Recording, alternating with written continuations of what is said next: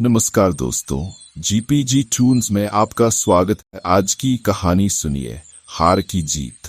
कैसे बाबा भारती ने डाकू खड़ग सिंह को सही राह दिखाया और अपना घोड़ा वापस लिया। तो चलिए कहानी सुनते हैं।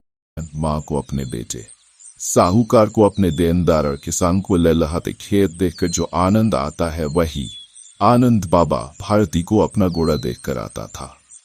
भगवत भजन से जो समय बचता वह घोड़े को अर्पण हो जाता। घोड़ा बड़ा सुंदर और बड़ा बलवान था। उसके जोड़ का घोड़ा सारे इलाके में न था। बाबा भारती उसे सुल्तान के कर पुकारते, अपने हाथ से खरहरा करते, खुद दाना खिलाते और देख देख कर प्रसन्न होते थे। ऐसे लगन, ऐसे प्यार, ऐसे स्नेह से कोई सच्चा प्रेमी अपने प्यारे को भी न चाहता होगा। उन्होंने अपना सब कुछ छोड़ दिया था, रुपया, माल, असबाब, जमीन, यहाँ तक कि उन्हें नागरिक जीवन से भी घृणा थी।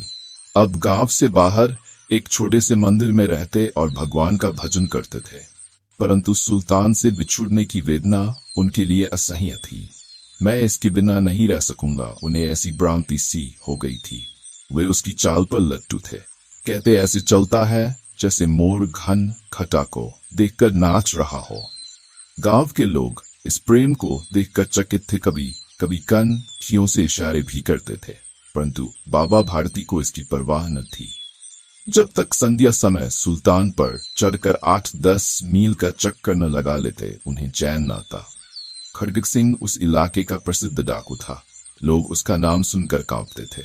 होते होते सुल्तान की कीर्ति उसके कानों तक भी पहुंची। उसका हृदय उसे देखने के लिए अधीर हो उठा।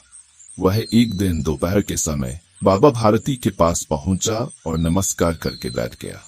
बाबा भारती ने पूछा, खड़ग सिंह क्या हाल है? खड़ग सिंह ने सिर झुकाकर उत्तर दिया, आपकी दया है। कहो इधर कैसे आ गए? सुल्तान की चाक खींच लाई। विचित्र जानवर है, देखोगे तो प्रसन्न हो जाओगे। मैंने भी बड़ी प्रशंसा सुनी है। उसकी चाल तुम्हारा मन मोह लेगी। कहते हैं देखने में भी बहुत सुंदर है। क्या कहना, जो उसे एक बार देख लेता है उसके हृदय पर उसकी छवि अंकित हो जाती है। बहुत दिनों से अभिलाषा थी, आज उपस्थित हो सका हूं। बाबा और खड़ग सिंह दोनों अस्तबल में पहुंचे। बाबा ने घोड़ा दिखाया। घमंड से खड़ग सिंह ने घोड़ा देखा, आश्चर्य से। उसने सैकड़ों घोड़े देखे थे, परंतु ऐसा बांका घोड़ा उसकी आंखों से कभी न गुजरा था। सोचने लगा, भाग्य की बात है, ऐसा घोड़ा खड़ग सिंह के पास होना चाहिए था। इस साधु को ऐसी चीजों से क्या लाभ? कुछ देर तक आश्चर्य से चुपचाप खड़ा रहा। इसके पश्चात हृदय में हलचल होने लगी।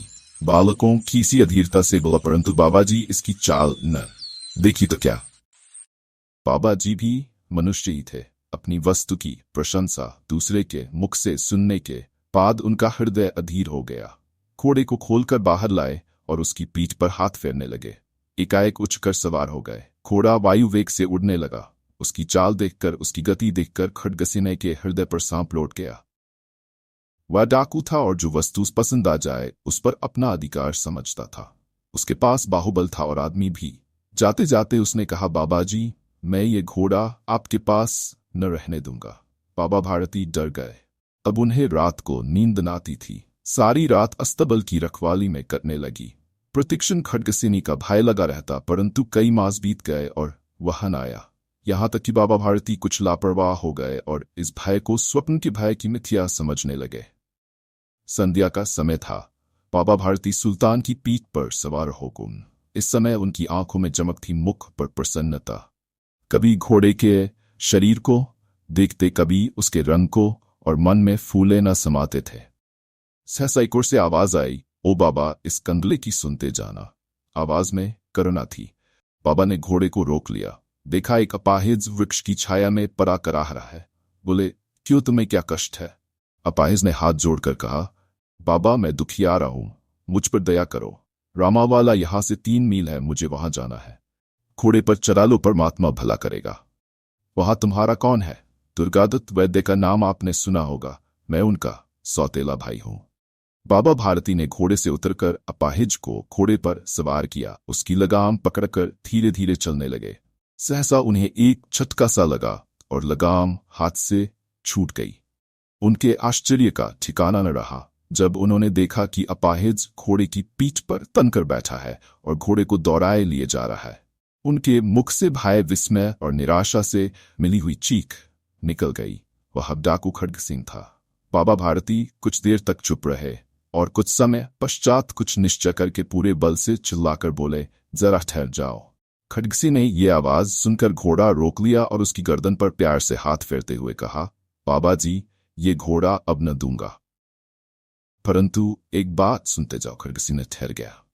बाबा भारती ने निकट जाकर उसकी ओर ऐसी आंखों से देखा जैसे बकरा कसाई की ओर देखता है और कहा, यह घोड़ा तुम्हारा हो चुका है।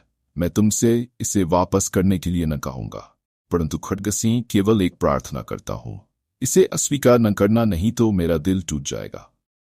बाबा जी आज्ञा कीजिए, मैं आपका दास हूं, केवल ये घोड़ा न दूंगा। अब घोड़े का नाम न लो। मैं तुमसे इस विषय में कुछ न कहूंगा। मेरी प्रार्थना केवल यह है कि इस घटना को किसी के सामने प्रकट न करना। खड्ग सिंह का मुंह आश्चर्य से खुला रह गया। उसका विचार था कि उसे घोड़े को लेकर यहां से भागना पड़ेगा, परंतु बाबा भारती ने स्वयं उसे कहा कि इस घटना को किसी के सामने प्रकट न करना। इससे क्या प्रयोजन सिद्ध हो सकता है? खड्ग सिंह ने बहुत सोचा, बहुत सिर मारा, परंतु कुछ समझ न सका। हारकर उसने अपनी आंखें बाबा भारती के मुख पर गड़ा दी और पूछा, बाबा जी, इसमें आपको क्या डर है? सुनकर बाबा भारती ने उत्तर दिया, लोगों को यदि इस घटना का पता लग गया तो वो किसी गरीब पर विश्वास न करेंगे।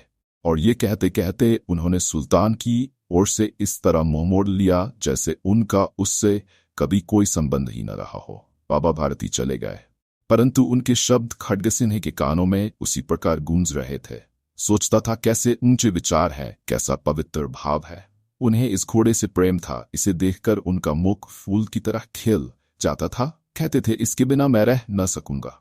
इसकी रखवाली में वे कई रात सोए नहीं, भजन भक्ति न कर रखवाली करते रहे, परंतु आज उनके मुख पर दुख की रेखा तक दिखाई न पड़ती थी। उन्हें केवल यह ख्याल था कि कहीं लोग गरीबों पर विश्वास करना न छोड़ दें। उन्होंने अपनी निज की हानि को मनुष्यत्व की हानि पर न्योछावर कर दिया। ऐसा मनुष्य मनुष्य नहीं, देवता है। रात्रि के अंधकार में खड्ग सिंह बाबा भारती के मंदिर पहुंचा। चारों ओर सन्नाटा था। आकाश पर तारे टिमटिमा रहे थे। थोड़ी दूर पर गांवों के कुत्ते भौंक रहे थे। मंदिर के अंदर कोई शब्द सुनाई न देता था। खड्ग सिंह सुल्तान की लगाम पकड़े हुए था। वह धीरे धीरे अस्तबल के फाटक पर पहुंचा। फाटक किसी वियोगी की आंखों की तरह चौपट खुला था। किसी समय वहां बाबा भारती स्वयं लाठी लेकर पहरा देते थे, परंतु आज उन्हें किसी चोरी, किसी डाके का भय न था। हानि ने उन्हें हानि की तरफ अवश्य से बेपरवाह कर दिया था। खड्ग सिंह ने आगे बढ़कर सुल्तान को उसके स्थान पर बांध दिया और बाहर निकलकर सावधानी से फाटक बंद कर दिया। इस समय उसकी आंखों में नेकी के आंसू थे। अंधकार में रात्रि ने तीसरा पहर समाप्त किया और चौथा पहर आरंभ होते ही बाबा भारती ने अपनी कुटिया से बाहर निकल ठंडे जल से स्नान किया। उसके पश्चात इस प्रकार जैसे कोई स्वप्न में चल रहा हो, उनके पांव अस्तबल की ओर मुड़े, परंतु फाटक पर पहुंचकर उनको अपनी भूल प्रतीत हुई। साथ ही घोर निराशा ने पांवों को मन भर का भारी बना दिया। वे वहीं रुक गए। घोड़े ने स्वाभाविक मेधा से अपने स्वामी के पांवों की चाप को पहचान लिया और जोर से हिनाया। बाबा भारती दौड़ते हुए अंदर घुसे और अपने घोड़े के गले से लिपटकर इस प्रकार रोने लगे जैसे बिछुड़ा हुआ पिता चिरकाल के पश्चात पुत्र से मिलकर रोता है। बार बार उसकी पीठ पर हाथ फेरते, बार बार उसके मुंह पर थपकियां देते और कहते थे, अब कोई गरीबों की सहायता से मुंह न मोड़ेगा। थोड़ी देर के बाद जब वह अस्तबल से बाहर निकले तो उनकी आंखों से आंसू बह रहे थे। ये आंसू उसी भूमि पर ठीक उसी जगह गिर रहे थे जहां बाहर निकलने के बाद खड्ग सिंह खड़ा रोया था। दोनों की आंसुओं का उसी भूमि की मिट्टी पर परस्पर मिलाप हो गया।